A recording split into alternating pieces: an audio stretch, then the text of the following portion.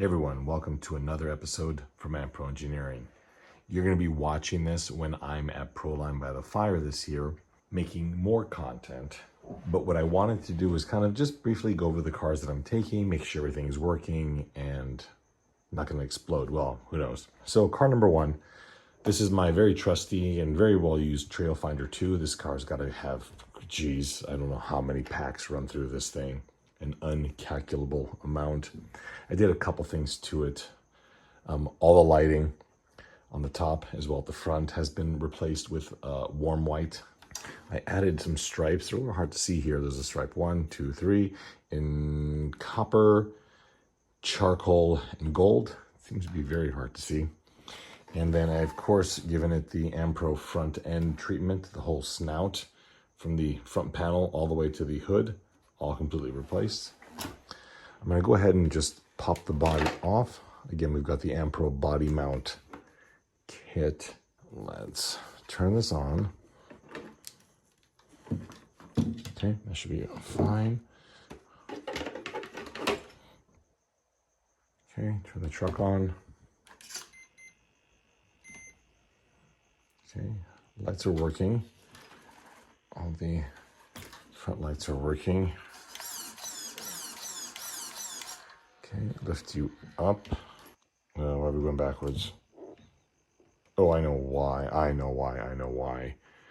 This has... No, it's not it. Hang on. Oh, channel 3. There he goes. This has got the speed control where if you... That's forward. If you want to go into reverse, you put it into reverse, pressing that button, and you still pull forward on the throttle. It's actually kind of cool to drive. All right, that's working. This is, I don't know, second gear. Let's pop it in first. Oops, sorry. Okay, that's working good. Last thing is, make sure the winch is working. It should be plugged in and has this remote.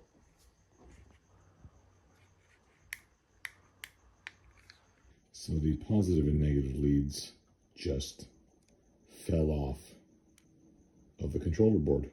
I went ahead and fixed the winch just by soldering it back together.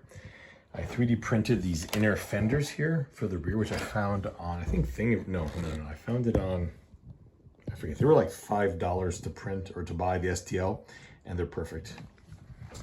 Okay, that's done. We've also got the whip. I 3D printed this little bracket last year. All right, next we're gonna test out the Hilux. Put a battery in here. Okay, button.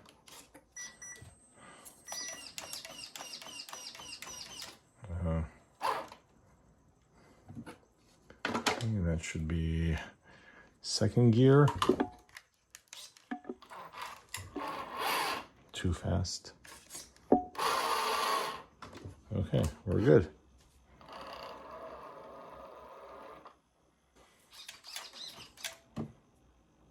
Yeah, I think, what does channel 3 do? Oh, the lights.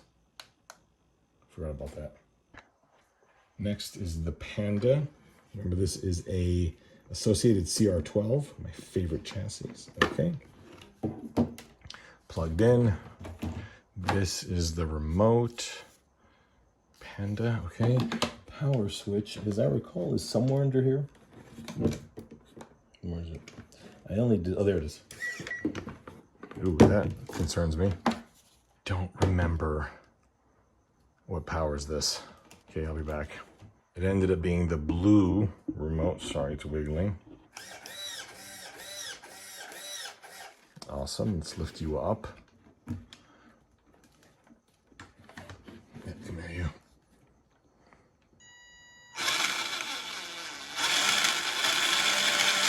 Okay, this car has dash lights. That's probably channel 3. Okay, it is. Off. Okay, off. Ooh, why is the car's signal on? Oh, interesting. The right signal is on. I can't tell if the car's pointed to the right or not. I don't think it is. Let's turn the... There it goes. is off slightly. All right, so that's all happy.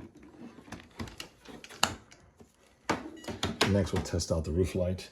So for the roof, I have a lot of these little pods on top, partly because I don't want to run wiring through the body and all that. And then I can also swap it out into other cars. So you just plug in 7.2, or I should say 2 LiPos. There we go. 2S, excuse me. And there we go. Well, these are actually a really nice color. Okay. Magnetically installed. Kind of. There it goes. All right, so for the Scorcher, I actually just tried it. Let me hold you like that. I haven't installed the Night Customs inner fender wells to go with the Ampro chassis that I developed and interior, but I'll just kind of give you a quick rundown. If I had fingernails would help. So these little clips pop out, 1, 2, battery door is right there. You use one of these smaller lithium polymer batteries, which are fabulous because, well, this thing will last 2-3 years in there, pretty much. You have the electrical routed through the sides here and here, and then it's nice and tidy, and you have no unsightly electronics on the inside of the vehicle. And then it does work with the Night Customs Scorcher engine set at the rear, and there is your power switch. It's the old school Tamiya, or I should say old school Futaba radio. All right, next we're gonna take a look at the Bronco. This is, I don't know if they made a version of this with the hidden body mounts, but this definitely doesn't have that. Okay, let's see here. We lift the body directly up carefully. Oh, it's actually disconnected already. Okay, I thought it was. This comes off. This comes off.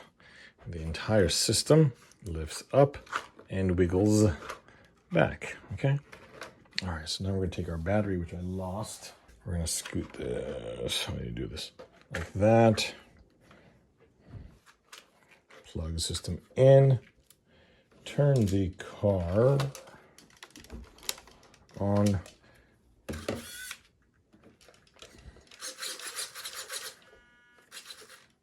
Okay, how does this work? Oh.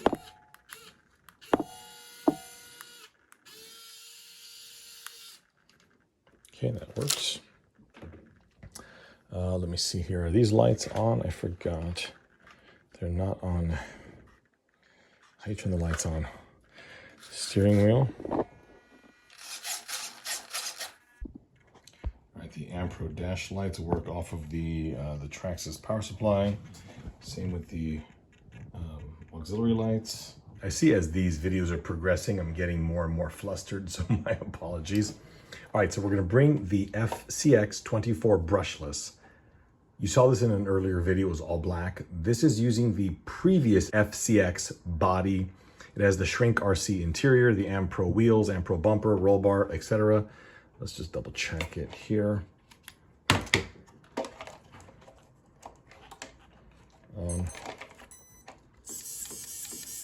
Okay. Yeah, we're good to go. All right, we're gonna fire up the B36. Power. Okay. Perfect. Left. Okay. Throttle. Shift. Perfect. Let's double check the light functionality here. Where is it? Where's the second harness? There we go.